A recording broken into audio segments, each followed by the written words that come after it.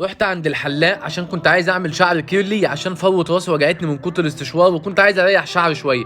المهم ابتدى يدرج لي شعري وبعد شويه ابتدى يدرج لي دقني زي ما انتم شايفين كده.